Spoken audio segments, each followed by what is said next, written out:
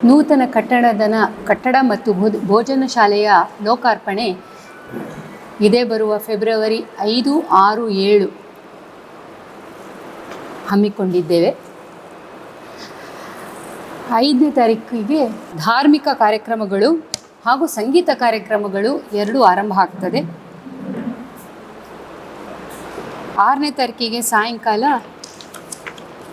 KJ ಋತಾ ಮತ್ತು ಸಂವಿತ್ ಇವರಿಂದ ನಮ್ಮ ಸಂಗೀತದ ಆರಂಭ ಸ್ತುತಿಯನ್ನು ಶುರು ಮಾಡಿಕೊಂಡು ಆಮೇಲೆ ಸ್ವರ ಲಯ ಲಹರಿ ಎಂಬ ಕಾರ್ಯಕ್ರಮವನ್ನು ಮುಂದುವರಿಸುತ್ತೇವೆ. ಅದಾದ ಮೇಲೆ ಸಂಗೀತ ಸೇವೆ ಮುಂದುವರಿಯುತ್ತದೆ ಶಿಷ್ಯರು, ಪ್ರಶಿಷ್ಯರು ಮತ್ತು ಅತಿಥಿ ಕಲಾವಿದರಿಂದ. 6ನೇ ತಾರೀಕು ಬೆಳಿಗ್ಗೆ ಶತಕಂಠಗಾಯನ ಮತ್ತು ವಾದನ, ಅಧಿಕ ಸಂಖ್ಯೆಯಲ್ಲಿ ಇಲ್ಲಿ ಅದನ್ನು ಪ್ರಸ್ತುತಪಡಿಸಲಿದ್ದಾರೆ. ನಮ್ಮ ಸ್ಥಾಪಕ ಗುರುಗಳಾದ ಕಾಂಚನ ವೆಂಕಟ ಸುಬ್ರಹ್ಮಣ್ಯಂ ಅಯ್ಯರ್ ಅವರ 105ನೇ ಜನ್ಮ ಶತಾಬ್ದಿ ಉತ್ಸವವು ಈ ವರ್ಷ ನಾವು ಹಮ್ಮಿಕೊಂಡಿರುವ ಕಾರಣ ಇದನ್ನೊಂದು ಸ್ಪೆಷಲ್ಲಾಗಿ ಈ ಕಾರ್ಯಕ್ರಮವನ್ನು ಹಮ್ಮಿಕೊಂಡಿದ್ದೇವೆ. ನಮ್ಮ ಬೆಳಗ್ಗೆ 10:44ಕ್ಕೆ ಈ ನೂತನ ಕಟ್ಟಡದ ಲೋಕಾರ್ಪಣೆಯನ್ನು ಪರಮ ಪೂಜ್ಯ ಶ್ರೀ ರಾಘವೇಶ್ವರ ಭಾರತಿ ಸ್ವಾಮಿಗಳಿಯವರು ನಡೆಸಿಕೊಡ್ತಾರೆ. ಅದಾದ ಕೂಡಲೇ ಶತಾಧಿಕ ಕಂಠಗಾಯನ ಇರ್ತದೆ. ಅದಾದ ಮೇಲೆ ಅತಿಥಿ ಕಲಾವಿದರಿಂದ ಎಲ್ಲ ಸಂಗೀತ ಕಾರ್ಯಕ್ರಮ ಮುಂದುವರಿಯುತ್ತದೆ. ಸಾಯಂಕಾಲ 4:15ಗೆ ನಮ್ಮ ಸಭಾ ಕಾರ್ಯಕ್ರಮ, ಉದ್ಘಾಟನಾ ಸಮಾರಂಭ. ಅದನ್ನು ಪೂಜ್ಯ ಗುರುಗಳಾದ ರಾಘವೇಶ್ವರ ಭಾರತಿ ಸ್ವಾಮಿಗಳು, ಧರ್ಮಸ್ಥಳದ ಧರ್ಮಾಧಿಕಾರಿಗಳು ಡಾಕ್ಟರ್ ಡಿ ವೀರೇಂದ್ರ ಹೆಗಡೆಯವರು, ಆಮೇಲೆ ಉಪಮುಖ್ಯಮಂತ್ರಿಗಳಾದ DK ಶಿವಕುಮಾರ್ ಅವರು, ಅಶೋಕ್ ರೈ ಅವರು, ವಿಷ್ಣು ಪ್ರಸಾದ್ ಹೆಬ್ಬವರು ನಡೆಸಿಕೊಡಲಿದ್ದಾರೆ. ಅದಾದ ನಂತರ ನಮ್ಮ ಸಂಗೀತ ಕಾರ್ಯಕ್ರಮ 6:30 ಗಂಟೆಯಿಂದ ಕಿಂಗ್ ಆಫ್ ಡ್ರಮ್ಸ್ ಅಂತ ಕರೆಯುವಂತಹ ಪದ್ಮಶ್ರೀ ಕಲೈಮಾಮಣಿ ಶ್ರೀ ಶಿವಮಣಿಯವರು ಬರಲಿದ್ದಾರೆ. ಅವರ ಜೊತೆಗೆ ನಾವು ಕಾಂಚನ ಸಿಸ್ಟರ್ಸು, ಕಾಂಚನ ಶ್ರೀರಂಜನಿ, ಶ್ರುತಿರಂಜನಿ ಮತ್ತು ಸುಮನ ಸರಂಜನಿ, ಆಮೇಲೆ ರವಿಚಂದ್ರ ಕುಳ್ಳೂರವರು ಕೊಳಲಿನಲ್ಲಿ, KU ಜಯಚಂದ್ರರಾವ್ ಅವರು ಮೃದಂಗದಲ್ಲಿ ನಡೆಸಿಕೊಡಲಿದ್ದಾರೆ. ಆಮೇಲೆ 7ನೇ ತಾರೀಕು ಬೆಳಗ್ಗೆ ನಮ್ಮ ಉಂಚವೃತ್ತಿ ಕಾರ್ಯಕ್ರಮದಿಂದ ನಮ್ಮ ಸಂಗೀತ ನಡಿಗೆ ಶುರು ಆಗ್ತದೆ. ಆ ಕಾರ್ಯಕ್ರಮ ನಮ್ಮ ಮನೆಯಲ್ಲಿ ಪೂಜೆ ಮುಗಿಸಿ ಅಲ್ಲಿಂದ ಶಾಲೆವರೆಗೆ ಉಂಚವೃತ್ತಿ ಅಂದರೆ ಸಂಗೀತ ಭಜನೆಗಳನ್ನು ಮಾಡಿಕೊಂಡು ಹಾಡಿಕೊಂಡು ಮೃದಂಗ, ವಯಲಿನ್ನು ಎಲ್ಲ ನುಡಿಸಿಕೊಂಡು ಶಾಲೆವರೆಗೆ ಅದನ್ನು ಬರ್ತೀವಿ. ತ್ಯಾಗರಾಜರ ಉತ್ಸವ ಸಂಪ್ರದಾಯ ಕೀರ್ತನೆಗಳು, ಭಜನ ಸಂಪ್ರದಾಯ ಕೀರ್ತನೆಗಳು ಇದನ್ನು ಒಳಗೊಂಡಿರುತ್ತದೆ. ಅದಾದ ನಂತರ ಪಂಚರತ್ನ ಗೋಷ್ಠಿ ಗಾಯನ. ಪಂಚರತ್ನ ಗೋಷ್ಠಿ ಗಾಯನ ಆದಮೇಲೆ ಸಂಗೀತ ಕಾರ್ಯಕ್ರಮ ಮುಂದುವರಿಯುತ್ತದೆ. ಸಾಯಂಕಾಲ 5 ಗಂಟೆಗೆ ನಮ್ಮ ಕಾಂಚನ ಶ್ರೀ ಪ್ರಶಸ್ತಿಯನ್ನು ಗಾಡ್ ಆಫ್ ವಯಲಿನ್ ಆದಂತಹ ಪದ್ಮ ವಿಭೂಷಣ ಡಾಕ್ಟರ್ L. ಸುಬ್ರಹ್ಮಣ್ಯಂ ಅವರಿಗೆ ಕೊಡ್ತಾ ಇದ್ದೀವಿ.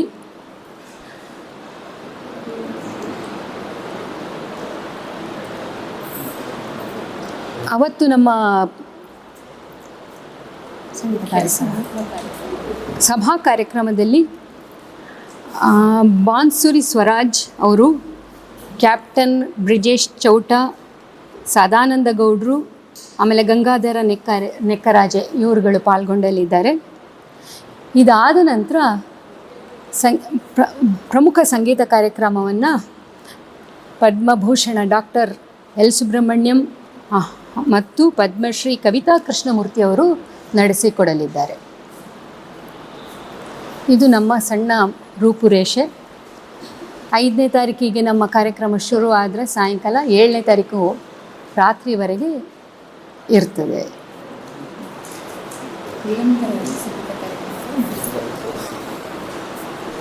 3 ದಿನವೂ ನಿರಂತರವಾಗಿ ಸಂಗೀತ ಕಾರ್ಯಕ್ರಮ ಎಡೆಬಿಡದೆ ನಡೀತಾ ಇರ್ತದೆ.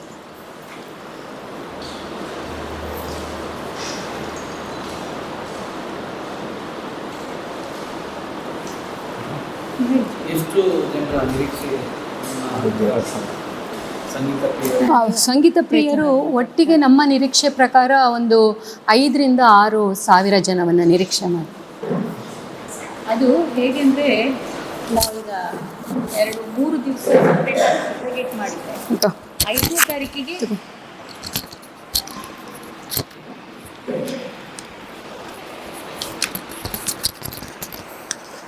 ಈಗ 5ನೇ ತಾರೀಕು ಸಾಯಂಕಾಲ ನಮ್ಮ ಧಾರ್ಮಿಕ ಕಾರ್ಯಕ್ರಮಗಳಿಗೆ ಜಾಸ್ತಿ ಪ್ರಾಮುಖ್ಯತೆ ಇರೋದ್ರಿಂದ ಒಂದು 300 ಜನರ ನಿರೀಕ್ಷೆ ಇದೆ.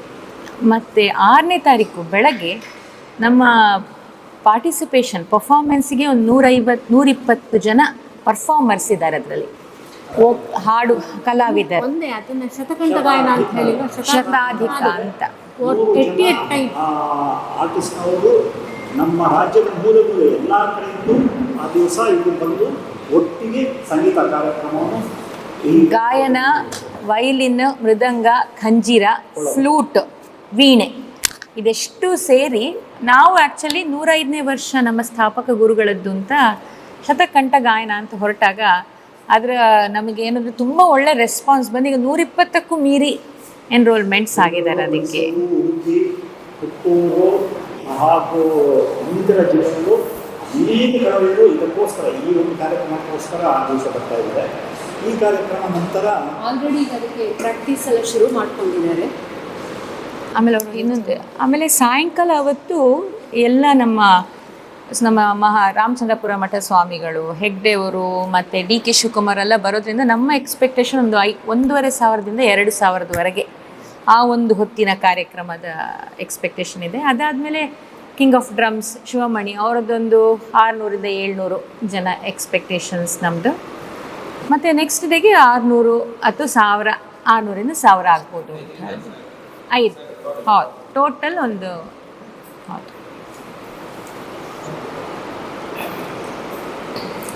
ನಾವೀಗ ಆಹಾರದ ಅಂದಾಜನ್ನು ಹೇಳ್ತಾ ಇದ್ದೇವೆ.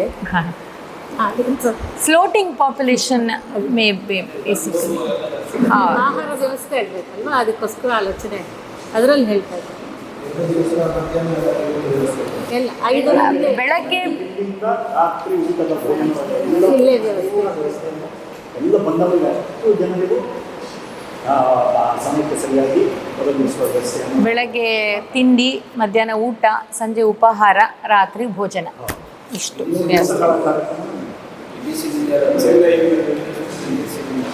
ಈಗ ಇವರು ಶಿವಮಣಿಯವರು ಆ್ಯಕ್ಚುಲಿ ಅವರು ಏನಂದರೆ 3, 4, 5ನೇ ತಾರೀಕುವರೆಗೂ ಬ್ಯಾಂಕಾಕಲ್ಲಿದ್ದಾರೆ. ಅವ್ರು ನಮ್ಮ ಈ ಕಾರ್ಯಕ್ರಮಕ್ಕೋಸ್ಕರ 5ನೇ ತಾರೀಕು ನೈಟ್ ಅಲ್ಲಿಂದ ಫ್ಲೈ ಮಾಡಿಕೊಂಡು 6 ಬೆಳಗ್ಗೆ ಮಂಗಳೂರು ರೀಚ್ ಆಗಿ ಇಲ್ಲಿ ಬಂದು ಕಾರ್ಯಕ್ರಮ ನಡೆಸ್ಕೊಂಡು ಇದಕ್ಕೋಸ್ಕರ ಅವರೆಲ್ಲ ಪ್ಲ್ಯಾನ್ಸನ್ನು ರೀಶೆಡ್ಯೂಲ್ ಮಾಡಿ ಬರ್ತಾ ಇದ್ದಾರೆ. ಮತ್ತು ಎಲ್ ಸುಬ್ರಹ್ಮಣ್ಯಂ ಕವಿತಾ ಕೃಷ್ಣಮೂರ್ತಿಯವರು ತುಂಬ ಫೇಮಸ್. ಅವರು ಇವಾಗ ಎಲ್ಲ ಕಡೆ ತಿರುಗಾಡ್ತಾ ಇದ್ದಾರೆ ಅವರ LGMF ಕಾರ್ಯಕ್ರಮ ಅಂತ. ಅವರು 6ನೇ ತಾರೀಕು ಪಯ್ಯನೂರಿಂದ ಮುಗಿಸ್ಕೊಂಡು 7ನೇ ತಾರೀಕು ಇಲ್ಲಿಗೆ ಬರ್ತಾರೆ. ಕವಿತಾ ಕೃಷ್ಣಮೂರ್ತಿಯವ್ರದ್ದು ಫಸ್ಟಿಗೆ ಭಜನಾ ಕಾರ್ಯಕ್ರಮ, ಭಜನ್ಸ್ ಅವ್ರದ್ದು ಹಿಂದೂಸ್ತಾನಿ ಅದಿರುತ್ತೆ. ಆಮೇಲೆ ಎಲ್ ಸುಬ್ರಹ್ಮಣ್ಯಂ ಅವ್ರದ್ದು ವಯಲಿನ್, ಮತ್ತು ಅವರು ಜುಗಲ್ ಬಂದಿ ಬರ್ತಾರೆ. ಸುಷ್ಮಾ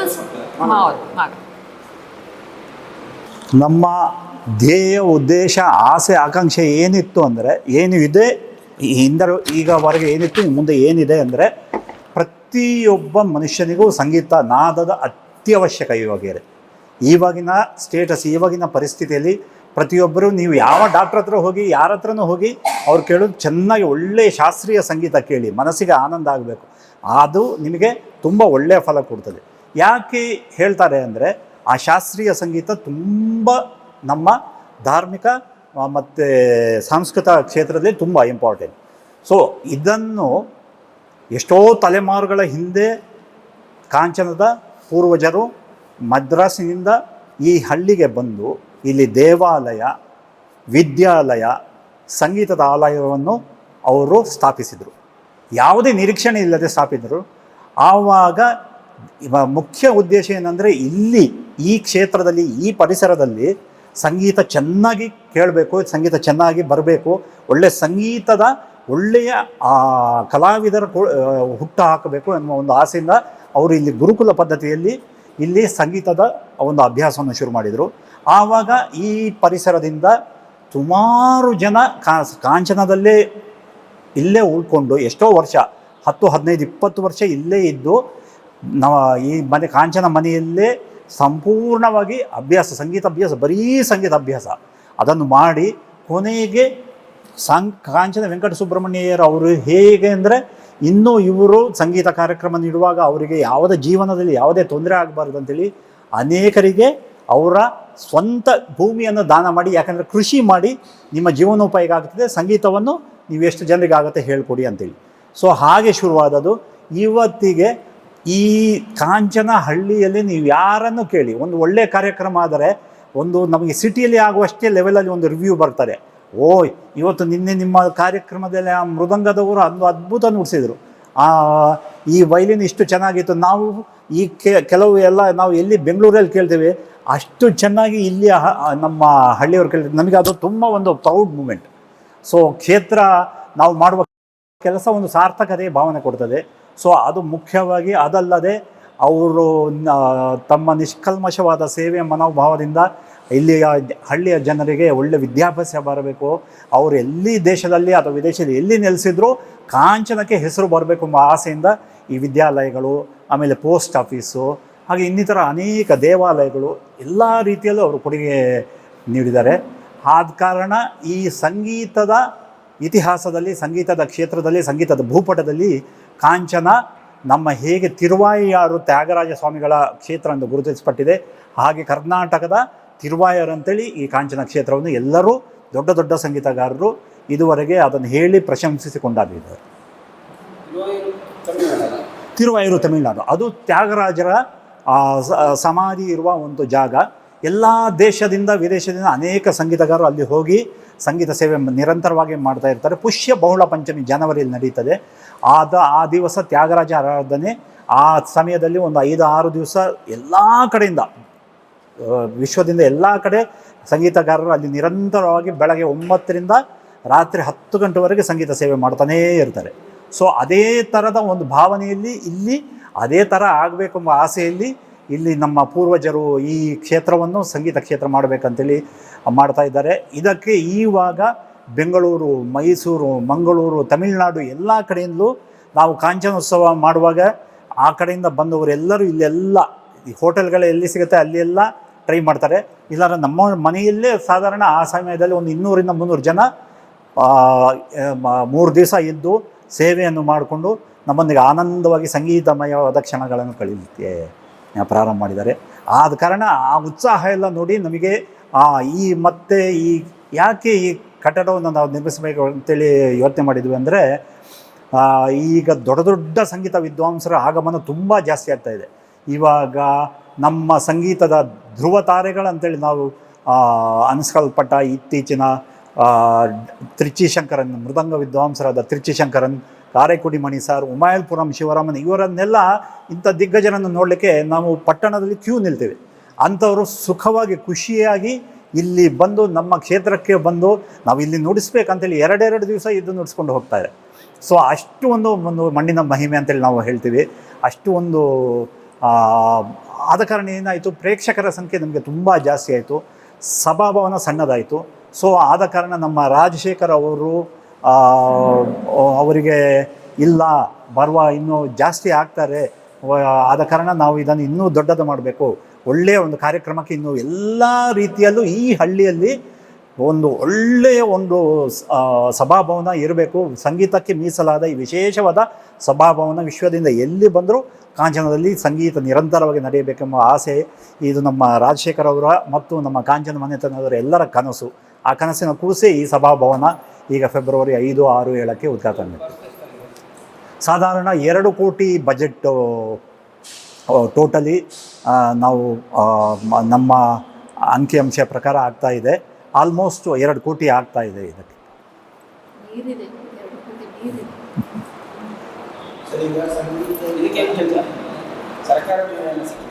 ನಾವು ಇಲ್ಲ, ಸರ್ಕಾರದಿಂದ ಯಾವುದೇ ರೀತಿಯ ಅನುದಾನ ಸಹಾಯಗಳಲ್ಲಿ ಬರಲಿಲ್ಲ. ನಾವು ಅದನ್ನು ಆದಷ್ಟು ಏನಂದರೆ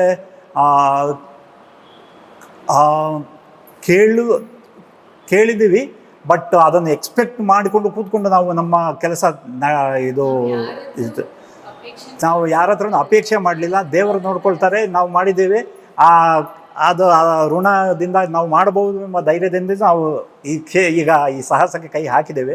ದೇವರ ದಯೆಯಿಂದ, ಊರಿನವರ ಪ್ರೋತ್ಸಾಹದಿಂದ, ಕಾಂಚನ ಲಕ್ಷ್ಮೀ ನಾರಾಯಣನ ಅನುಗ್ರಹದಿಂದ ಚೆನ್ನಾಗಿ ಎಲ್ಲ ನಡೀತಾ ಇದೆ.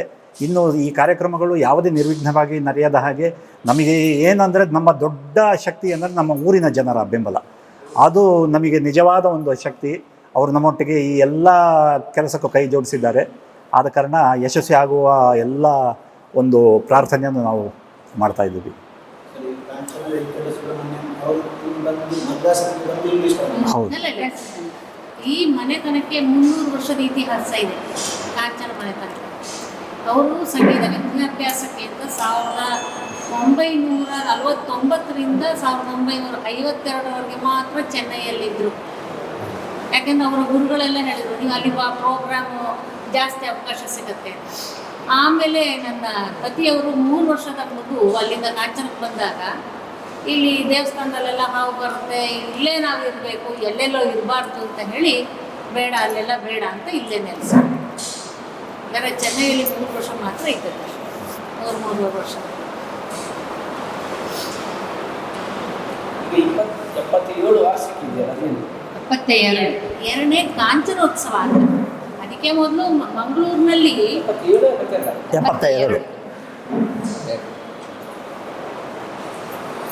72 ವರ್ಷದಿಂದ ನಿರಂತರವಾಗಿ ಹೌದು ಅದಕ್ಕೆ ಮೊದಲು 1900 ಈ ಕ್ಷೇತ್ರ ನಡೀತಾ ಇದೆ. ಇನ್ನು ಮುಂದೆನೂ ಧಾರಾಳವಾಗಿ ನಡೀತಾ ಇದೆ. ತುಂಬ ಒಂದು ಹೆಮ್ಮೆಯ ವಿಷಯ.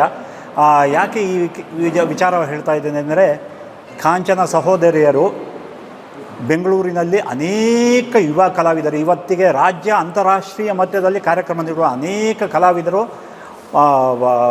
ಸೃಷ್ಟಿಯಾಗಿದ್ದಾರೆ. ಅವರು ಅನೇಕ ಕಡೆ ಕಚೇರಿಗಳು, ಆಮೇಲೆ ಅನೇಕ ಕಡೆ ಬಹುಮಾನಗಳು, ಆಮೇಲೆ ಪುರಸ್ಕಾರಗಳು, ಪ್ರಶಸ್ತಿಗಳನ್ನು ನಮ್ಮ ಕಣ್ಣು ಮುಂದೆ ತಗೊಳ್ತಾ ಇದ್ದಾರೆ.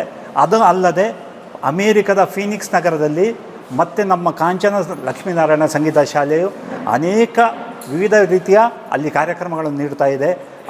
ಹಾಗೂ ಇನ್ನು ಯುರೋಪಿನಲ್ಲೂ ನಾವು ಇದರ ವೈಭವವನ್ನು, ಕಾಂಚನ ಶಾಲೆಯನ್ನು ವಿಸ್ತರಿಸುವ ಒಂದು ನಮ್ಮ ಒಂದು ಧ್ಯೇಯ ಇದೆ, ಒಂದು ಪ್ಲ್ಯಾನ್ ಇದೆ. ಯಾಕೆಂದರೆ ಈಗ ಲೋಪ ಕಾಣ್ತಾ ಇದ್ದಾರೆ, ಹಲವು ಕಡೆ ಬೇರೆ ಬೇರೆ ಕಡೆ ಶಿಷ್ಯರಾಗಿ ಹೋಗ್ತಾರೆ. ಆದರೆ ಆರಂಭ ಇದೆ. ಅದು ನನ್ನ ಪ್ರಶ್ನೆ ಅಂದರೆ, ಈ ಶಿಷ್ಯಂದಿರನ್ನು ತಯಾರಿಸುವ ಕೆಲಸ ಈ ನೆಲದಲ್ಲಿ ನಡೀತಾ ಇದೆಯಾ? ಈಗ ಮೇನಲ್ಲಿ ಇಲ್ಲಿ ಏನಾಗಿದೆ ಅಂದರೆ, ಲೋಕಲಲ್ಲಿ ನಿತ್ಯ ಮಾಡೋಕ್ಕೆ ಪ್ರೈಮರಿಲೇ ನಮ್ಮ ವತಿಯಿಂದ ಪೂಜ್ಯ ಹೆಗ್ಡೆ ಅವರು ಒಂದು ಜನವನ್ನು ಇಟ್ಟಿದ್ದಾರೆ. ನಾವು ಹೇಳಿ, ಯಾಕೆಂದರೆ ನಿರಂತರವಾಗಿ ಅದು ಮಕ್ಕಳಿಗೆ ಕಲಿಕೆ ಬೇಕು. ಸಂಗೀತ ಕಲಿಕೆ ಶಾಸ್ತ್ರೀಯ ಮಾತ್ರ ಸಾಕಾಗಲ್ಲ. ಈ ಲೋಕದಲ್ಲಿ ಶಾಲಾ ಮಕ್ಕಳಿಗೆ ಎಲ್ಲ ಕಡೆ ಅವರು ವಿಸ್ತರಿಸ್ಬೇಕು, ಅವರು ಹರಡಿಕೊಳ್ಬೇಕು, ಎಲ್ಲ ಇದನ್ನು ಅವರು ತೆಗೆದುಕೊಳ್ಬೇಕು, ಚಾಲೆಂಜಸ್ನ ಅವ್ರು ತಗೊಳ್ಬೇಕು.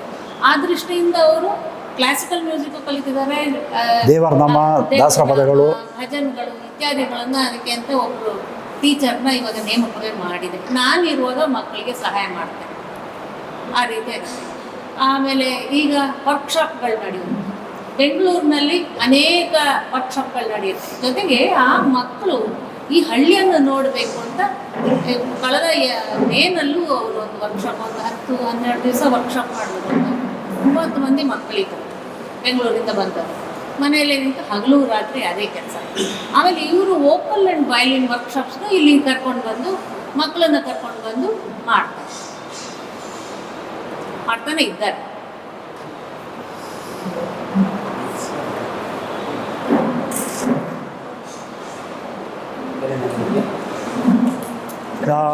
ಸಂಗೀತಕ್ಕೋಸ್ಕರನೇ ಪ್ರೈಮರಿ ಮಾಡಿದ್ದು, ಸಂಗೀತಕ್ಕೋಸ್ಕರನೇ ಹೈಸ್ಕೂಲ್ ಮಾಡಿದ್ದು, ಸಂಗೀತಕ್ಕೋಸ್ಕರನೇ ಪೋಸ್ಟ್ ಆಫೀಸ್ ಮಾಡಿದ್ದು, ಸಂಗೀತಕ್ಕೋಸ್ಕರನೇ ಫೋನ್ ಡಿಪಾರ್ಟ್ಮೆಂಟ್ ಮಾಡಿದ್ದು, ಸಂಗೀತಕ್ಕೋಸ್ಕರನೇ ರೋಡ್ ಮಾಡಿದ್ದು, ಎಲ್ಲವೂ ಆದದ್ದು ನಿಮಗೆ ಸಾಮಾನ್ಯ ಪ್ರಪಂಚದಲ್ಲಿ ಕಾಂಚನ ಒಂದೇ ಅಂತ ಹೇಳ್ಬೋದು.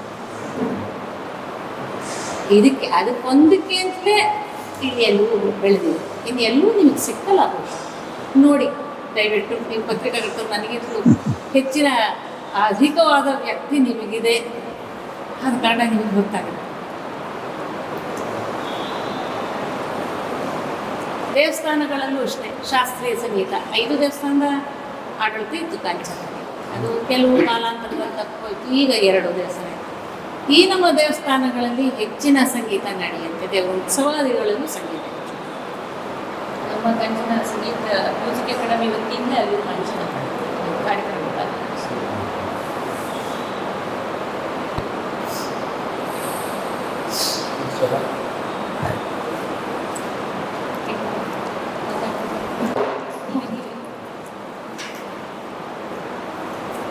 ನಮ್ಮೂರ ನಾಯಕ ಆತ, ಯುವಜನರ ನಾಯಕ, ಕಾಲೇಜ್ ಲೆಕ್ಚರರು.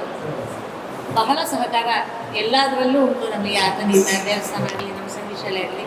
ಮೋಹನ್ ಚಂದ್ರ ಅಂತ ಇವರೆಲ್ಲ ನಮ್ಮ ದೊಡ್ಡ ಶಕ್ತಿಗಳು. ನಾವು ಏನೇ ಕಾರ್ಯಕ್ರಮ ಕೆಲಸ ಇಲ್ಲಿ ಹಮ್ಮಿಕೊಂಡ್ರು ನಾವಿದ್ದೇವೆ ಅಂತೇಳಿ ಅವರ ತನು ಮನ ಪೂರ್ವಕವಾಗಿ ನಮ್ಮೊಟ್ಟಿಗೆ ಇದ್ದು ಎಲ್ಲ ಯಶಸ್ವಿಯಲ್ಲಿಯೂ ಭಾಗಿಯಾಗುವಂಥ ನಮ್ಮ ಕೃಷ್ಣಪ್ರಸಾದ ಕಾಂಚನದ ನಿಜವಾದ ಒಂದು ಸಹಾಯ. ರಾಷ್ಟ್ರೀಯ ಮಟ್ಟದಲ್ಲಿ ಗುರುತಿಸಿಕೊಂಡಂಥ ಒಂದು ಹಳ್ಳಿ. ಇದಕ್ಕೆ ಕಾರಣ ಇಲ್ಲಿಯ ಶಾಸ್ತ್ರೀಯವಾದಂಥ ಸಂಗೀತದ ನೆಲೆ. ಈಗಾಗಲೇ ಅದರ ಬಗ್ಗೆ ಆ ಕುಟುಂಬಸ್ಥರು, ಕಾಂಚನ ಮನೆತನ ಏನಿದೆ, ಅವರು ಪೂರ್ತಿ ಆ ಸಂಗೀತಕ್ಕಾಗಿ ತನ್ನನ್ನು ಅರ್ಪಿಸಿಕೊಂಡವರು. ಈಗಾಗಲೇ ತಿಳಿದ ಹಾಗೆ 300 ವರ್ಷಗಳಿಂದ ಆ ಕುಟುಂಬಕ್ಕೆ ಇದೆ. ಕೇವಲ ಶಾಸ್ತ್ರೀಯ ಸಂಗೀತ ಮಾತ್ರ ಅಲ್ಲ, ಅದರ ಪೂರ್ವದಲ್ಲಿ ಬೇರೆ ಬೇರೆ ನಮ್ಮ ದೇಶದ ಕಲೆಗಳನ್ನು ಈ ಭಾಗಕ್ಕೆ ಪರಿಚಯಿಸಿದವರು. ಬಹುಶಃ ದಕ್ಷಿಣ ಕನ್ನಡ ಈ ಭಾಗದಲ್ಲಿ ಶಾಸ್ತ್ರೀಯ ಸಂಗೀತವನ್ನು ಪ್ರಸಿದ್ಧಿಗೆ ತಂದಂಥದ್ದು ಮತ್ತು ಅದನ್ನು ಇನ್ನಷ್ಟು ಪ್ರಚಾರಗೊಳಿಸಿರುವಂಥದ್ದು, ತರಬೇತಿ ಕೊಟ್ಟಿರುವಂಥದ್ದು, ನಿರಂತರವಾಗಿ ಅದರ ಬಗ್ಗೆ ಕಾರ್ಯಕ್ರಮಗಳು ನಡೀತಾ ಬಂದಿದೆ. ಬಹುಶಃ 72 ವರ್ಷಗಳಿಂದ ಕಾಂಚನೋತ್ಸವ ನಡೀತಾ ಇದೆ. ಈ ವರ್ಷ ಬಹುಶಃ ಹೊಸ ಕಟ್ಟಡವನ್ನು ನಿರ್ಮಾಣ ಮಾಡಿ ಒಂದು ವೈಭವಯುತವಾಗಿ ಆ ಕಾರ್ಯಕ್ರಮ ನಡೆಯಲಿಕ್ಕಿದೆ. ನೂತನ ಕಟ್ಟಡ, ಸಭಾಂಗಣ, ಭೋಜನ ಶಾಲೆ ಕೂಡ ಈ ಸಂದರ್ಭದಲ್ಲಿ ಉದ್ಘಾಟನೆಗೊಳ್ಳಲಿಕ್ಕಿದೆ. ಕಾರಣ ಇಷ್ಟೇ, ಇನ್ನಷ್ಟು ಆ ಸಂಗೀತ ಈ ಭಾಗದಲ್ಲಿ ಪ್ರಸಾರ ಆಗಬೇಕು. ಅವರ ಪೂರ್ವಜರು ಏನೋ ಮಾರ್ಗದರ್ಶನ ಮಾಡಿದ್ದಾರೆ, ಏನೋ ಅವರ ಕನಸುಗಳಿತ್ತು, ಅದನ್ನು ಇನ್ನಷ್ಟು ಗಟ್ಟಿಗೊಳಿಸಬೇಕು ಅನ್ನುವಂಥ ಉದ್ದೇಶದಿಂದ ಕಾಂಚನ ಮನೆತನ ಸೇರಿಕೊಂಡು ಈ ಕಾರ್ಯಕ್ರಮವನ್ನು ಮಾಡ್ತಾ ಇದ್ದಾರೆ. ನಾವೆಲ್ಲ ಊರಿನವರು, ನಮಗೆ ಹೆಮ್ಮೆ. ಯಾಕೆಂದರೆ ನಾನು ಇದೇ ಸಂಸ್ಥೆಯ ಹಿರಿಯ ವಿದ್ಯಾರ್ಥಿ, ಈ ಸಂಸ್ಥೆ ಹುಟ್ಟುಹಾಕಿದ ಪ್ರಾಥಮಿಕ ಮತ್ತು ಪ್ರೌಢಶಾಲೆಯ ವಿದ್ಯಾರ್ಥಿ. ನಾನು ಕೂಡ ಒಂದಷ್ಟು ದಿವಸ ತರಗತಿಯನ್ನು ಈ ಸಂಗೀತ ಶಾಲೆಯಲ್ಲಿ ಪಡೆದವನೇ. ಆದ ಕಾರಣ ನನಗೂ ಹೆಮ್ಮೆ, ನನ್ನ ಊರಲ್ಲಿ ಈ ಒಂದು ಕಾರ್ಯಕ್ರಮಗಳು ಆಗ್ತಾ ಇರುವಂಥದ್ದು.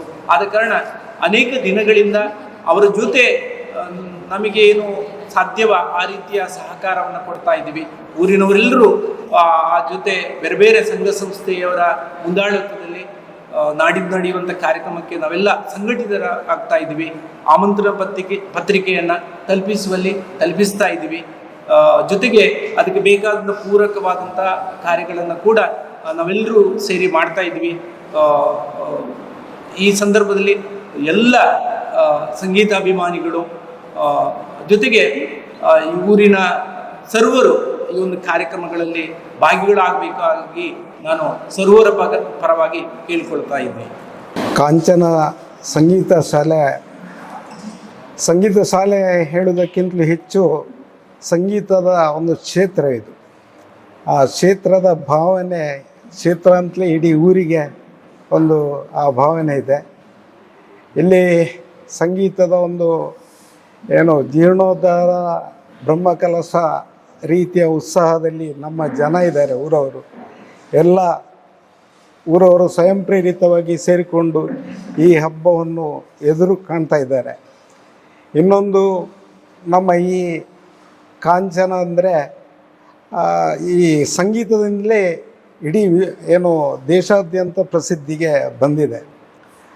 ಇವತ್ತು ಕಾಂಚನದ ಮನೆತನದವರು ಈ ಸಂಗೀತವನ್ನು ಪೋಷಿಸಿಕೊಂಡು ಇಲ್ಲಿವರೆಗೂ ಕೂಡ ಇನ್ನು ಮುಂದಕ್ಕೂ ಕೂಡ ಹೆಚ್ಚಿನ ಪೋಷಣೆ ಆಗಬೇಕು ಅನ್ನುವಂಥ ದೃಷ್ಟಿಯಲ್ಲಿ ಇಲ್ಲಿ ಒಂದು ಸುಸಜ್ಜಿತವಾದಂಥ ಸಂಗೀತ ಶಾಲೆ ನಿರ್ಮಾಣ ಮಾಡಿದ್ದಾರೆ. ಇಲ್ಲಿ ಕಲಿತಂಥ ಎಷ್ಟೋ ವಿದ್ಯಾರ್ಥಿಗಳು ದೇಶ ವಿದೇಶದಲ್ಲೂ ಕೂಡ ಸಂಗೀತದಲ್ಲಿ ಇದ್ದಾರೆ ಅನ್ನುವಂಥದ್ದು ಹೆಮ್ಮೆ ನಮ್ಮ ಊರಿಗಿದೆ. ಇನ್ನೊಂದು, ನಮ್ಮ ಈ ಕ್ಷೇತ್ರ, ಸಂಗೀತ ಕ್ಷೇತ್ರ ಅನ್ನುವಂಥದ್ದು ಎಲ್ರಿಗೂ ಒಂದು ಇನ್ನು ಬರುವಂಥ ಮಕ್ಕಳಿಗೆ, ಇಲ್ಲಿಯ ಶಾಲಾ ಮಕ್ಕಳು ಎಲ್ಲ ಇಲ್ಲಿ ಕಲೀಲಿಕ್ಕಿದ್ದಾರೆ. ಇನ್ನಷ್ಟು ಹೆಚ್ಚು ಇಲ್ಲಿ ಸಂಗೀತವನ್ನು ಕಲಿತು ಅಂತಾರಾಷ್ಟ್ರೀಯ ಮಟ್ಟಕ್ಕೆ ಹೋಗಲಿ ಅನ್ನುವಂಥ ಶುಭ ಹಾರೈಕೆ ನಮ್ಮಲ್ಲೆಲ್ಲ ಇದೆ. ಹಾಗೆಯೇ ಇನ್ನೊಂದು ವಿಶೇಷ ಅಂದರೆ ನಮ್ಮ ಇಲ್ಲಿ ಮಾತ್ರ ಅಲ್ಲ, ಬೆಂಗಳೂರಲ್ಲೂ ಕೂಡ ಕಾಂಚನದ ಸಂಗೀತ ಒಂದು ಕಲಿಸ್ಕೊಟ್ಟಿದ್ದಾರೆ ಅನ್ನುವಂಥದ್ದು ಒಂದು ಹೆಮ್ಮೆ ನಮ್ಮಲ್ಲಿದೆ. ಅಲ್ಲಿ ಕೂಡ ಒಂದು 60-70 ಮಕ್ಕಳನ್ನ ಸೇರಿಸ್ಕೊಂಡು ಒಟ್ಟಿಗೆ ಅದೇ ಒಂದು ಶಿಫ್ಟಲ್ಲಿ ನಾನು ಕಂಡದ್ದು ಒಂದು 60-70 ಇದ್ದರು. ಒಟ್ಟಿಗೆ 400ಕ್ಕಿಂತ ಹೆಚ್ಚು ಆ ಕಾಂಚನದ ಸಂಗೀತವನ್ನು ಅಲ್ಲಿ ಕೂಡ ನಮ್ಮವರಿಂದ ಕಲಿತಿದ್ದಾರೆ ಅನ್ನುವಂಥದ್ದು ತುಂಬ ಸಂತೋಷ ವಿಷಯ. ಬೆಂಗಳೂರು ಬೇರೆ ಬೇರೆ ನಗರದಿಂದ ಬಂದು ಅಲ್ಲಿ ಕಲಿಯುವಂಥದ್ದು, ಕಾಂಚನ ಅಲ್ಲಿ ಕೂಡ ಬೆಂಗಳೂರಲ್ಲೂ ಕೂಡ ಕಾಂಚನೋತ್ಸವ ಅದು ಕೂಡ ಆಚರಿಸ್ತಾರೆ.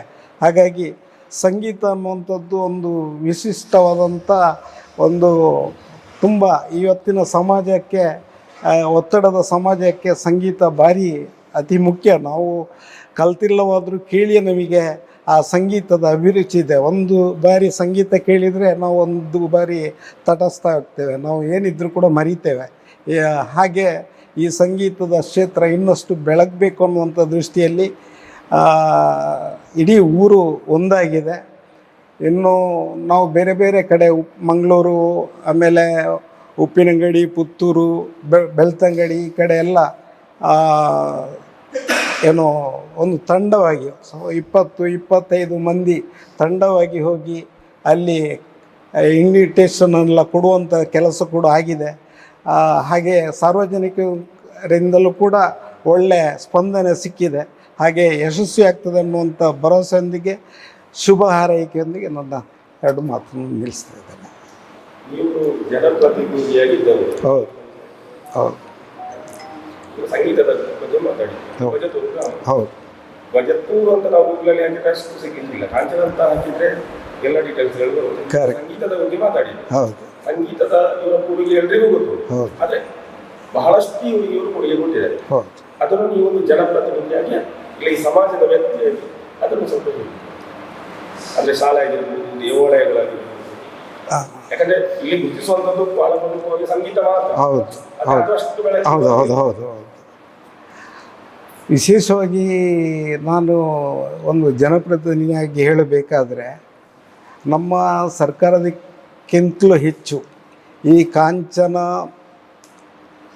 ಒಂದು ಮನೆತನ ಮತ್ತು ಈ ಸಂಗೀತದ ವತಿಯಿಂದ ಈ ಊರು ತುಂಬ ಅಭಿವೃದ್ಧಿ ಮೊದಲೇ ಕಂಡಿದೆ.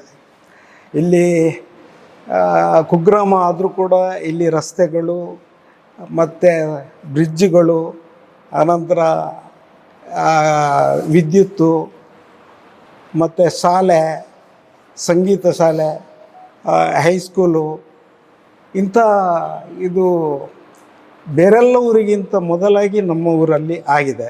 ಹಾಗಾಗಿ ಆ ನಂತರದಲ್ಲಿ ರಾಜಕೀಯವಾಗಿ ಕೂಡ ಹೌದು, ಸಾಕಷ್ಟು ಈಗ ರೋಡ್ ಆಗಲಿ ಅಥವಾ ಬೇರೆ ಎಲ್ಲ ಆಗಿದೆ. ಇವಾಗ ಇದಕ್ಕೆ ನೀವು ಕೇಳಿದ್ರಿ ಇದರ ಅನುದಾನದ ಬಗ್ಗೆ. ಬಹುಶಃ ಅವ್ರಿಗೆ ಕೇಳದಿದ್ದರೂ ನಮ್ಮ ಒಂದು ಇಂಟ್ರೆಸ್ಟಲ್ಲಿ ನಾವೊಂದು ಅವರಲ್ಲಿ ರಿಕ್ವೆಸ್ಟ್ ಮಾಡಿ ನಮ್ಮ MP ಅವರಿಗೆ ಒಂದು ಮನವಿ ಮಾಡಿದ್ದೇವೆ, ನಮ್ಮ ಸಂಗೀತ ಶಾಲೆಗೆ ಒಂದು ಅನುದಾನ ಕೊಡಬೇಕು ಅನ್ನುವಂಥ ದೃಷ್ಟಿಯಲ್ಲಿ. ಹಾಗೆ ಅವರಿಂದಲೂ ಕೂಡ ಪೂರಕವಾದಂಥ ಸ್ಪಂದನೆ ಸಿಕ್ಕಿದೆ. ಅದನ್ನು ಪ್ರಯತ್ನ ಪಡ್ತೇನೆ ಅಂತ ಹೇಳಿದ್ದಾರೆ. ಅದರ ಪ್ರಕ್ರಿಯೆ ಆಗ್ತಾಯಿದೆ. ಈಗ ನಮ್ಮ ಈ ಬಜತ್ತೂರು ಗ್ರಾಮದಲ್ಲಿ ಮೊಟ್ಟ ಮೊದಲಾಗಿ 1954ನೇ ಇಸ್ವಿಯಲ್ಲಿ ಪ್ರಾಥಮಿಕ ಶಾಲೆ ಆರಂಭ ಮಾಡಿದರು. ಸಾಮಾನ್ಯ 72 ವರ್ಷ. ಈಗ ಬದುಕಿ ಉಳಿದವರೆಲ್ಲ ಇಲ್ಲಿ ಕಲ್ತವ್ರೆ. ಸಾಮಾನ್ಯ ನಮ್ಮ ಬಜೆತೂರು ಗ್ರಾಮದಲ್ಲಿ ವಿದ್ಯಾವಂತರು ಅಂತ ಇದ್ದರೆ ಇಲ್ಲಿಂದಲೇ ಕಲಿತವರು ಇರುವುದು. ಅದೇ ಥರ ಅದೇ ವರ್ಷ ಸಂಗೀತ ಶಾಲೆ ಕೂಡ ಪ್ರಾರಂಭ ಮಾಡಿದ್ದಾರೆ. ಸಂಗೀತದಲ್ಲಿ ನಮ್ಮ ಹಳ್ಳಿಯವರಿಗೆ ಅಷ್ಟು ಅಭಿರುಚಿ ಇಲ್ಲ. ವಿದ್ಯಾವಂತರಾಗಿ ಅದನ್ನು ಅವರ ಜೀವನಕ್ಕೆ ಮತ್ತು ಆ ಸಂದರ್ಭದಲ್ಲಿ ವಿದ್ಯೆ ಕಲಿಯುವುದೇ ಒತ್ತಡದ ಮೇರೆಗೆ. ಆದರೂ ಇವರ ಒತ್ತಡಕ್ಕೆ ಮಣಿದು ಕೆಲವರು ಬರ್ತಿದ್ದರು. ಆದರೂ ಅದನ್ನು ವೃತ್ತಿ ತೆಗೆದುಕೊಳ್ಳಿಲ್ಲ. ಅದೇ ಥರ ನಮ್ಮ ವೆಂಕಟ ಸುಬ್ರಹ್ಮಣ್ಯ ಅಯ್ಯರ್ ಅವರ ಮಗ ವೆಂಕಟ ಸುಬ್ಬರತ್ನರು ಅವರು ವೆಂಕಟ ಸುಬ್ರಹ್ಮಣ್ಯ ಸ್ಮಾರಕ ಪ್ರೌಢಶಾಲೆ ಅಂತ ಮಾಡಿದರು. ಆಮೇಲೆ ಇಲ್ಲಿ ನಮಗೆ ಪ್ರೌಢಶಾಲೆಗೆ ದೂರ ಹೋಗುವ ಅವಶ್ಯಕತೆ ಇಲ್ಲ, ಅಲ್ಲಿ ಇಲ್ಲೇ ಕಲಿತವರೀಗ ಇರುವುದು. ಇಲ್ಲದ್ರೆ ನಾವು ರಾಮಕುಂಜ ಆಚೆಯವರೆಲ್ಲ ಅರಸಿನಮಕ್ಕಿ, ಕಡಬ, ಉಪ್ಪಿನಗಡಿ ಹೀಗೆ ಹೋಗಬೇಕಾಗಿತ್ತು. ಈಗ ಎಲ್ಲ ಕಡೆಯಿಂದ ಇಲ್ಲಿಗೆ ಬಂದು ಎಲ್ಲ ವಿದ್ಯಾವಂತರಾಗಿದ್ದಾರೆ. ಈಗ ಇಲ್ಲಿ ಕಲಿತವರು ನಮ್ಮ ವಿಜ್ಞಾನಿ ಕೂಡ ಇಸ್ರೋದಲ್ಲಿ ವಿಜ್ಞಾನಿ ಆಗಿದ್ದಾರೆ ನಮ್ಮ ಶಾಲೆಯಲ್ಲಿ ಕಲಿತವರು. ಆಮೇಲೆ ಕಾಲಕ್ರಮೇಣ ಇಲ್ಲಿ ಕೆಲವು ಇದು ಆರೋಗ್ಯದ ನಿಮಿತ್ತ ನಮ್ಮ ಧನಿಗಳು ಸ್ವರ್ಗಸ್ಥರಾದರು. ಆಮೇಲೆ ಇದನ್ನು ನಡೆಸಲಿಕ್ಕೆ ಅಂತೇಳಿ ಧರ್ಮಸ್ಥಳಕ್ಕೆ ಇದನ್ನು ವಹಿಸಿಕೊಟ್ಟು ಆಮೇಲೆ ಈಗ ಬಂಗಾರಕ್ಕೆ ಪರಿಮಳ ಬಂದಾಗೆ ಆಗಿದೆ ನಮ್ಮ ಈ ಕ್ಷೇತ್ರ. ಪ್ರಾಥಮಿಕ ಶಾಲೆ, ಅದೇ ಪ್ರೌಢಶಾಲೆ, ಈಗ ಸಂಗೀತ ಶಾಲೆ, ಈಗ ಇದನ್ನು ಅಕಾಡೆಮಿ ಅಂತ ಹೇಳ್ತಾರೆ. ಅದರ ಅರ್ಥ ಎಂಥದ್ದು ಗೊತ್ತಿಲ್ಲ. ಶಾಲೆ ಅಂತಲೇ ಹೇಳ್ತಾ ಇದ್ದಾರೆ ಇವರು. ಅದು ಅಕಾಡೆಮಿ ಯಾವ ಮಟ್ಟಕ್ಕೆ ಅಂತ ಗೊತ್ತಿಲ್ಲ. ನಮ್ಮ ಈ ಬೈತು ಗ್ರಾಮದಲ್ಲಿ ಅಕಾಡೆಮಿ ಅಂತ ಹೇಳಿ ನಿರ್ಮಾಣ ಅದು ನಮಗೆ ಬಹಳ ಹೆಮ್ಮೆಯ ವಿಷಯ. ಅದರಿಂದ ನಮ್ಮ ಈ ಅಕಾಡೆಮಿ ಎಲ್ಲ ಆದ ಮೇಲೆ ವಿದ್ಯುತ್ತು ಮತ್ತು ಇದು ದೂರವಾಣಿ ಸಂಪರ್ಕ ಇತ್ಯಾದಿ ಟವರ್ಗಳು ಎಲ್ಲ ಈಗ ಮೊದಲೆಲ್ಲ ಪೋಸ್ಟ್ ಆಫೀಸ್ ಇತ್ತು. ಆಮೇಲೆ ಇಂಥದ್ದೆಲ್ಲ ನೂತನವಾಗಿ ಎಲ್ಲ ನಿರ್ಮಾಣ ಆಗಿ ನಮ್ಮ ನಗರದಲ್ಲಿ ಎಷ್ಟು ಸೌಲಭ್ಯ ಉಂಟು ಅದಕ್ಕಿಂತ ಹೆಚ್ಚಿನ ಸೌಲಭ್ಯ ಈಗ ನಮ್ಮ ಕಾಂಚನದಲ್ಲಿ ಆಗ್ತಾ ಉಂಟು. ಅದು ನನಗೆ ಹೆಮ್ಮೆ ವಿಷಯ. ನಮ್ಮ ಹಳ್ಳಿ ಕೂಡ ಟೆಲಿಫೋನು ಆಗಿದೆ. ಇದು ಹೆಮ್ಮೆಯ ವಿಷಯ ಅಂತ ಹೇಳಲಿಕ್ಕೆ ನಾನು ಬಯಸ್ತೇನೆ. ಇದು ಇನ್ನೂ ಹೆಚ್ಚಿನ ಎತ್ತರಕ್ಕೆ ಏರಲಿ ಎಂಬ ಆಶಯದೊಂದಿಗೆ ನಾನು 2 ಮಾತನ್ನು ಮುಗಿಸ್ತೇನೆ. ಎಲ್ಲರಿಗೂ ನಮಸ್ಕಾರ. ನಾನು ಕೃಷ್ಣ ಪ್ರಸಾದ ಅಂತ. ಮೊದಲಿಗಾಗಿ ನಾನು ಈ ಕಾರ್ಯಕ್ರಮದಕ್ಕೆ ನಮ್ಮ ಶ್ರೀಮದ್ ಜಗದ್ಗುರು ಶಂಕರಾಚಾರ್ಯ ರಾಮಚಂದ್ರಾಪುರ ಮಠದ ರಾಘವೇಶ್ವರ ಭಾರತಿ ಸ್ವಾಮಿಗಳು ಬರುವ ಕಾರ್ಯಕ್ರಮದ ಬಗ್ಗೆ ಹೇಳ್ತೇನೆ. ಅವರು ಈಗ ನಾಡಿದ್ದು ಫೆಬ್ರವರಿ 5ನೇ ತಾರೀಕು ಸುಮಾರು 4:15 ಗಂಟೆಗೆ ಕಾಂಚನ ಮನೆಗೆ ಬರ್ತಾರೆ. ಕಾಂಚನ ಮನೆಯಲ್ಲಿ ಮೊಕ್ಕಾಮಾಗ್ತಾರೆ. ಆಮೇಲೆ 6ನೇ ತಾರೀಕು ಬೆಳಿಗ್ಗೆ 10:44 ನಮ್ಮ ಉದ್ಘಾಟನಾ ಮುಹೂರ್ತ ಇದೆ. ಆ ಸಂದರ್ಭದಲ್ಲಿ ಉದ್ಘಾಟನೆ ಮಾಡಿಕೊಂಡು ಆಮೇಲೆ ಇಲ್ಲಿ ಶತಾಧಿಕ ಕಂಠ ಗಾಯನದ ಸಂದರ್ಭ ಅವರ ಉಪಸ್ಥಿತಿ ಇರ್ತದೆ. ಆಮೇಲೆ ಸಂಜೆ ಸಭಾ ಕಾರ್ಯಕ್ರಮದಲ್ಲಿಯೂ ಅವರು ಇರ್ತಾರೆ. ಆಮೇಲೆ 7ನೇ ತಾರೀಕು ಉಂಚಾವೃತ್ತಿಯಲ್ಲಿಯೂ ಅವರು ಪಾಲ್ಗೊಳ್ತಾರೆ. ಆಮೇಲೆ ಇಲ್ಲಿ 6ನೇ ತಾರೀಕು ಸಂಜೆ ಸಭಾ ಕಾರ್ಯಕ್ರಮದಲ್ಲಿಯೂ ಉಪಸ್ಥಿತಿ ಇರ್ತಾರೆ. 7ನೇ ತಾರೀಕು ಇಡೀ ಕಾರ್ಯಕ್ರಮದಲ್ಲಿ ಇಲ್ಲಿ ಅವರ ಉಪಸ್ಥಿತಿಯಲ್ಲಿ ನಡೀತದೆ. 8 ತಾರೀಕಿನವರೆಗೆ ಇಲ್ಲಿ ಅವರ ಮೊಕ್ಕಾಂ ಇರ್ತದೆ. 8 ತಾರೀಕು ಅವರ ಅನುಷ್ಠಾನಗಳು, ಪೂಜೆ ಇತ್ಯಾದಿಗಳನ್ನು ಮುಗಿಸಿಕೊಂಡು ಅವರು ನಿರ್ಗಮಿಸ್ತಾರೆ. ಇದು ನಮ್ಮ ನಾಡಿನ ರಾಘವೇಶ್ವರ ಭಾರತಿ ಸ್ವಾಮಿಗಳವರ ಕಾರ್ಯಕ್ರಮದ ಬಗ್ಗೆ ನಾನೀಗ ಹೇಳಿದ್ದು. ಮುಂದೆ ಕಾಂಚನದ ಬಗ್ಗೆ ಹೇಳುವುದಾದರೆ, ಕಾಂಚನ ಮನೆತನದ ಬಗ್ಗೆ ಹೇಳುವುದಾದರೆ, ನನಗೆ ನೋಡಿದ ಮೊದಲಿನ ಹಿಂದಿನ ವೈಭವವನ್ನು ನೋಡಿ ನನಗೆ ಗೊತ್ತಿಲ್ಲ, ಕೇಳಿ ಮಾತ್ರ ನನಗೆ ಗೊತ್ತಿರುವುದಷ್ಟೇ. ಹಿಂದೆ ಗುರುಕುಲ ಪದ್ಧತಿಯಲ್ಲಿ ಸಂಗೀತವನ್ನು ಮನೆಯಲ್ಲಿ ಹೇಳಿಕೊಡ್ತಾ ಇದ್ರಂತೆ.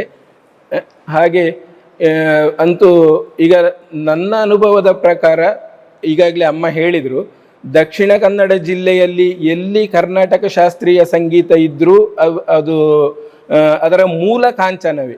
ಅಂದರೆ ಈಗ ಯಾರೋ ಒಬ್ಬರು ಇಲ್ಲಿಯ ಪಾಠ ಮಾಡುವವರಿದ್ದರೂ ಅವರ ಗುರುಗಳು ಇಲ್ಲಿ ಕಲ್ತವರು ಇರ್ತಾರೆ. ಆ ರೀತಿಯಲ್ಲಿ ಸಂಗೀತಗಳು ನಡೀತಾ ಇರ್ತದೆ. ಮತ್ತು ಈಗ ಇಲ್ಲಿ ಕಾಂಚನ ಮನೆತನ ಅಂತ ಹೇಳಿದರೆ, ಇಲ್ಲಿ ನಮ್ಮ ಕಾಂಚನ ಪರಿಸರಕ್ಕೆ ಇಡೀ ದನಿಗಳು ಅಂತಲೇ ಲೆಕ್ಕ, ಹಿಂದಿನ ಕಾಲದಿಂದಲೇ.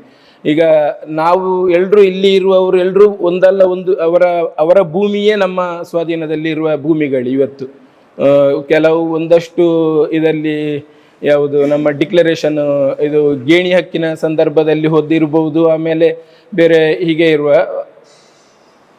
ಆ ರೀತಿಯಲ್ಲಿ ಇದು ಹಿಂದೆ ಯಾವ ರೀತಿಯಲ್ಲಿ ಗುರುಕುಲದ ಪದ್ಧತಿಯಲ್ಲಿ ನಡೀತಾ ಇತ್ತ, ಈಗ ನಾಡಿದ್ದಿನ ಕಾರ್ಯಕ್ರಮವು ಇಲ್ಲಿ ಅದೇ ರೀತಿಯಲ್ಲಿ ನಡೀತಾ ಇರ್ತದೆ. ಒಂದಷ್ಟು ಜನ ಇಲ್ಲಿ ವಸತಿಗೆ ಸುಮಾರು ಒಂದು 250-300 ಜನ ವಸತಿಗೆ ಇರ್ತಾರೆ. ಅದೇ ಅವರಿಗೆ ಇದು ಊಟ ತಿಂಡಿ ಎಲ್ಲ ವ್ಯವಸ್ಥೆಗಳು ಇಲ್ಲಿ ನಾವು ಮಾಡ್ತಾ ಇದ್ದೇವೆ. ಬೆಳಿಗ್ಗೆ ತಿಂಡಿ ಇರ್ಬೋದು, ಮಧ್ಯಾಹ್ನ ಊಟ, ಸಂಜೆ ತಿಂಡಿ, ರಾತ್ರಿ ಊಟ, ಪ್ರತಿಯೊಂದು ವ್ಯವಸ್ಥೆಯು ಇಲ್ಲಿ ನಾವು ಅಚ್ಚುಕಟ್ಟಾಗಿ ಮಾಡಲಿಕ್ಕೆ ಎಲ್ಲ ರೀತಿಯ ತಯಾರಿಗಳನ್ನು ನಾವು ಈಗಾಗಲೇ ಮಾಡಿಕೊಂಡಿದ್ದೇವೆ. ಮತ್ತು ನಾವೀಗ ಕೂತಂಥ ಈ ಭವ್ಯವಾದ ಕಟ್ಟಡದ ಬಗ್ಗೆ ಹೇಳುವುದಾದರೆ, ಕಳೆದ ವರ್ಷ ಇದೇ ದಿವಸ ಅಂದರೆ ಜನವರಿ 26ಕ್ಕೆ ಹಳೆ ಕಟ್ಟಡವನ್ನು ಡೆಮಾಲಿಷ್ ಮಾಡಲಿಕ್ಕೆ ಶುರು ಮಾಡಿದ್ದು, ಏನು ಹಳೆ ಕಟ್ಟಡವನ್ನು ತೆಗಿಲಿಕ್ಕೆ ಶುರು ಮಾಡಿದ್ದು. ಇವತ್ತು ನಾವು ಇದು ಕೇವಲ ಒಂದು 10 ತಿಂಗಳಿನ ಒಳಗೆ, ಅಂದರೆ ಈಗ ಇದು ನಮಗೆ ಏನು ಈ ಧಾರ್ಮಿಕವಾಗಿ ಹೇಳುವುದಾದರೆ ಮೌಢ್ಯ ಬಂದ ಕಾರಣ, ನಮಗೆ ಮುಹೂರ್ತಗಳು ಸ್ವಲ್ಪ ಮುಂದೆ ಬಂದ ಕಾರಣ ಇದೊಂದು ನಮಗೆ ಇಷ್ಟು ದಿನ ಸಾಧ್ಯ. ಇಲ್ಲಂತಾದರೆ ಕೇವಲ 10 ತಿಂಗಳಲ್ಲಿ ನಾವು ಇದನ್ನು ಲೋಕಾರ್ಪಣೆ ಮಾಡುವ ಒಂದು ಯೋಜನೆ ಇತ್ತು. ಕೆಲಸವೂ ಆಗಿದೆ. ಈಗ ಏನಿದ್ರು ಒಂದು ಸ್ವಲ್ಪ ಟಚ್ ಅಪ್ಗಳು, ಫೈನಲ್ ಟಚ್ ಅಂತ ಏನು ಹೇಳ್ತೇವೆ, ಅದು ಮಾತ್ರ ಉಳಿದಿರೋದು. ಅದು ಈ ನಮ್ಮ ಮುಹೂರ್ತ ಮುಂದೆ ಇದ್ದ ಕಾರಣ ಅದು ಮುಂದೆ ಹೋದಷ್ಟೇ ಹೊರತು, ಇಲ್ಲಂತಂದರೆ ಖಂಡಿತ ಇದರ ಮೊದಲು ಇದು ಪೂರ್ತಿ ಆಗ್ತಿತ್ತು. ಇದು ನಮ್ಮ ಊರಿನವರಿಗೆ ಭಾರಿ ಒಂದು ಹೆಮ್ಮೆಯ ವಿಚಾರ ಅಂತ ನಾನು ಎಲ್ಲಿ ಬೇಕಿದ್ರೂ ಎದೆ ತಟ್ಟಿ ಹೇಳ್ತೇನೆ. ಹಾಗೆ ಈ ಅವಕಾಶಕ್ಕೆ ವಂದನೆಗಳು. ರಾಜಕಾರಣಿಗಳು ಬರ್ತಾ ಇದ್ದಾರೆ, ಬಟ್ ಯಾವುದೇ ರಾಜಕೀಯಕ್ಕೂ ಅದು ಒಂದೇ ಪಾರ್ಟಿ ಆಗಬಾರ್ದು ಅಂತ ಒಂದು ಸ್ವಲ್ಪ ಸ್ಟ್ರಾಟಜಿ ಮಾಡಿ ಒಂದು ದಿನ DK ಶಿವಕುಮಾರ್, ಅಶೋಕ್ ರಾವ್ ಕುಮಾರ್ ಅವರು ಬರ್ತಾ ಇದ್ದಾರೆ. ಅದಕ್ಕೆ ನೆಕ್ಸ್ಟ್ ಡೇಗೆ ನಾವು ಬಾನ್ಸುರಿ ಸ್ವರಾಜ್ಯ, DV ಸದಾನಂದ ಗೌಡರು ಮತ್ತು ನಮ್ಮ ಬ್ರಿಜೇಶ್ ಚೌಟ ಆಗ ಅದನ್ನು ಬ್ಯಾಲೆನ್ಸ್ ಮಾಡ್ತಾ ಇದ್ದೀವಿ. ಕಾಂಚನ ಮೊದಲು ರಾಜಕೀಯ ಇಲ್ಲ, ಆದರೆ ಯಾವಾಗಲೂ ಇಬ್ಬರು ಆತ್ಮೀಯರೇ ಜನಪ್ರತಿನಿಧಿ. ನಿಖರ ಸುದ್ದಿ, ಸದಭಿರುಚಿಯ ಕಾರ್ಯಕ್ರಮ. ನೀವು ನೋಡ್ತಾ ಇದ್ದೀರಾ ಕಹಳೆ ನ್ಯೂಸ್, ಸಮಾಜದ ಜಾಗೃತಿಗಾಗಿ ವಸ್ತುನಿಷ್ಠ ವರದಿ.